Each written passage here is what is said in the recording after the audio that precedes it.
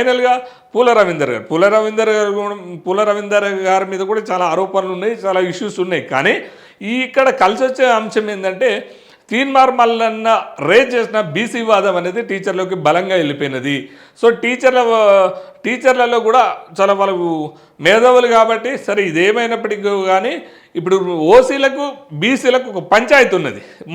మన జరిగినటువంటి అంశంలో తీన్మార్ మల్లన్న వ్యాఖ్యలు అదేవిధంగా టీచర్లలో బలంగా వెళ్ళిపోవడంతో పూల రవీందర్ గారికి మాత్రం గెలిచే అవకాశాలు ఎక్కువ ఉన్నాయి. ఎందుకంటే గ్రౌండ్లో వాళ్ళు చెప్పినప్పటికీ కూడా ఎస్సీ ఎస్టీ బీసీలు కొంత టీచర్లు ఎందుకంటే ఈ రెడ్డి టీచర్లకు చెప్పాలంటే భయపడతారు. ఎందుకంటే ఏదైనా సమస్య వస్తే మళ్ళీ వీళ్ళు ఇబ్బంది పెడతారు, మమ్మల్ని తొక్కుతారని చెప్పేసి వాళ్ళు ఆ సంఘాలలో ఉన్నప్పటికీ పిఆర్టీయూ కావచ్చు, ఇంకోటి యూటీఎఫ్ కావచ్చు, ఇంకో కొన్ని సంఘాలలో ఉన్నప్పటికీ కూడా టీపీఆర్టీయూలో కావచ్చు ఉన్నప్పటికీ కూడా ఎస్సీ ఎస్టీ బీసీ సామాజిక వర్గాలు మాత్రం కొంత పూల రవీందర్కి ఎక్కువ పోలరైజ్ అయ్యే అవకాశం ఉంది. మనకున్న సమాచారం ప్రకారం పూల రవీందర్ గారు 100% గెలుస్తున్నారు అనేది మనకున్న సమాచారం.